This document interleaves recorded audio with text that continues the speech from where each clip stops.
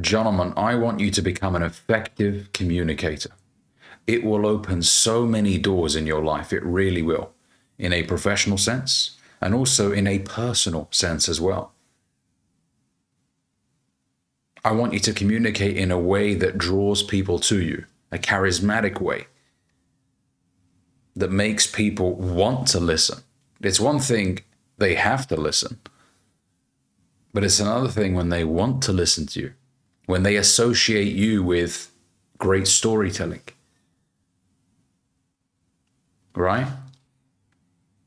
I want you to be able to communicate effectively so that you're able to become a better salesperson if you work in sales. And even if you don't work in sales, you got to remember, you're always selling. You're selling you. So when I say that it helps you in a personal sense, I mean it will help you attract the woman of your dreams when you're able to communicate in a way that is masculine and charismatic. It will help you navigate your relationship in such a way that minimizes conflict and solves conflict when it arises as well. It all ties into communication. And this is something I talk quite a lot about in my online community, the top 3%. If you want to check it out, the link is in the description. I host calls on communication with the guys in there, going over the importance and the different types of communication, the verbal and non-verbal, because we also communicate, gentlemen, with our bodies without even realizing, subconsciously. Some people find themselves sitting in a closed off position, looking down all the time. I've met guys like this, looking down all the time, and it's almost like, hey, big boy, look up. Gordon Ramsay style. I'm over here. Right? It's that look of shame, walking down, hands in the pockets, defeatist approach. And even if that's not the impression you want to give, that's what people will assume, right? Because people judge you within an eighth of a second. When they first look at you, faster than you can blink, they judge you. Now, they may not know you as a person, but they will make an assumption based on the way you carry yourself. And you're communicating all the time with your body and also with the sound that comes out of your mouth the moment you say something. Dan Pena says you have 2 times to make a first impression. The first time is by the way that you present yourself physically. And the second time is by the first time that you speak. People will make an assumption. Now look, I don't want you to believe that you need to sound like somebody else. I want you to embrace who you are and the way your voice sounds, but I want you to develop that, right? I want you to improve the way that you sound. If you can improve it, then why not improve it? Musicians and actors, they work with vocal coaches to help them improve the way they sound in relation to the role that they're performing in, right? But this also applies outside of the role that they're performing in as well. How can you use your vocal cords in a way that will help you come across more attractive? Look, all of this is not done for other people. You want to sound more attractive because it will help you improve your confidence, right? You want to be clear in the way that you communicate because you don't want to confuse yourself. There are people, and I used to be one of them many, many years ago, that confuse themselves when they speak. They're like, hang on a second, that didn't even make sense. What did I just say? It's because they're saying shit for the sake of saying it. They're not paying attention to the words that come out of their mouth. Some people speak too fast. And you're like, say that again? And when you speak too fast, whether you like it or not, you signal that you're nervous, that you're unsure, that you want to get it over and done with and you want to get the hell out of there. When guys are on a date with a beautiful woman, this typically happens. They speak very fast. They stumble on their words as a consequence, right? When you speak too fast, you stumble on your words. Your mouth hasn't had the time to catch up with the thoughts in your head, right? You're just spitting words for the sake of it. We call it verbal diarrhea. Okay, when you're speaking for the sake of speaking.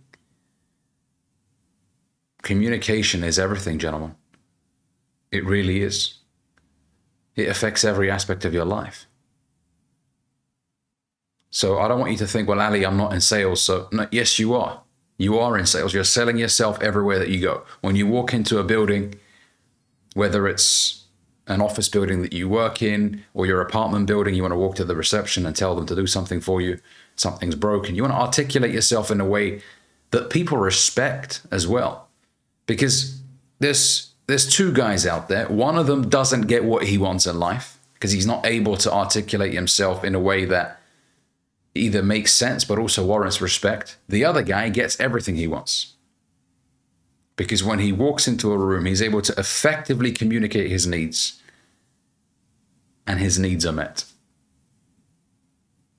If you're a guy that's frustrated because every woman that you meet ends up doing you over, taking advantage of you, it's because you're not effective at A, identifying red flags, but B, communicating your boundaries.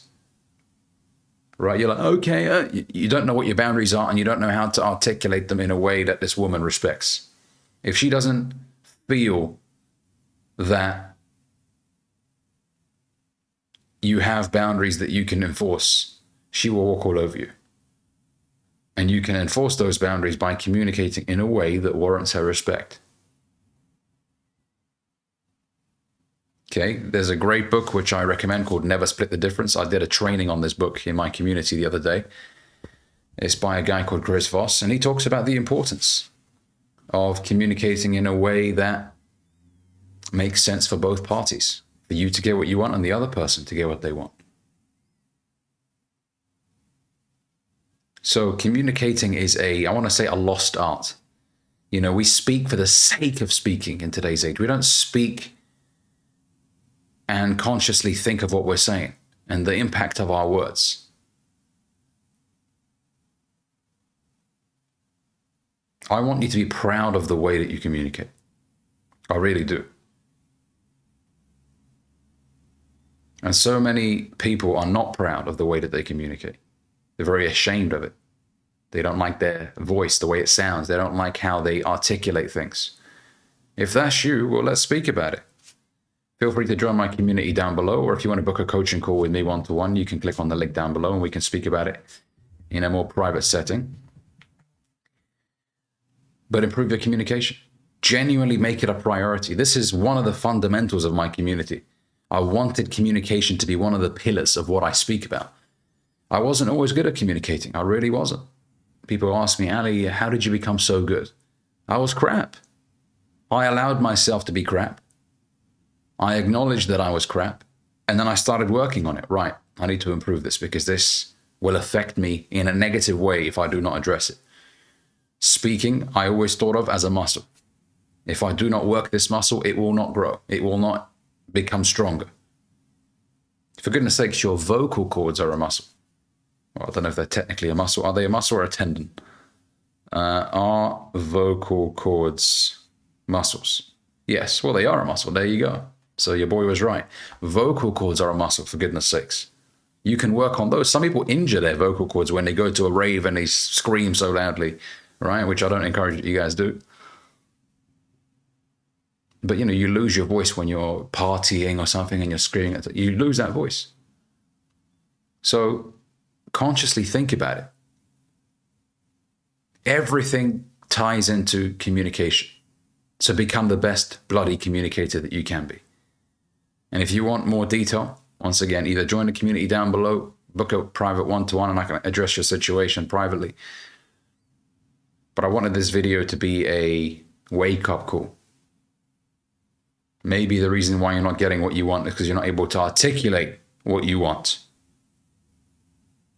You're not able to be respected because your communication skills suck. And it's okay. I was there.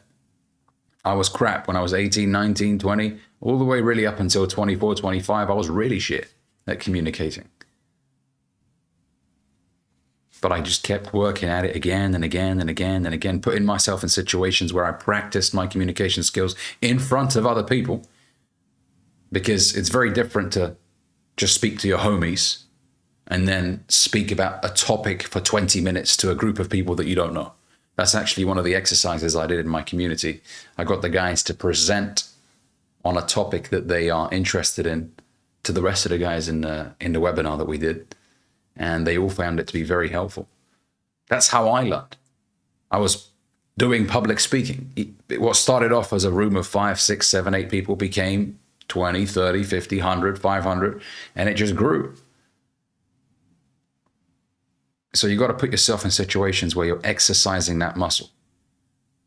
Not familiar situations, unfamiliar. Go into uncharted territories. Okay? So I want you to think of communication and the importance of it. Thanks for watching. If you enjoyed this video, make sure you give it a like. Comment, let me know what you think. Are you where you need to be in terms of the way that you communicate? What is it that you want to address in particular? Is it the depth of your voice? Is it the pace of your conversations? Is it the clarity? Are you missing clarity? Let me know. Catch you guys in the next one.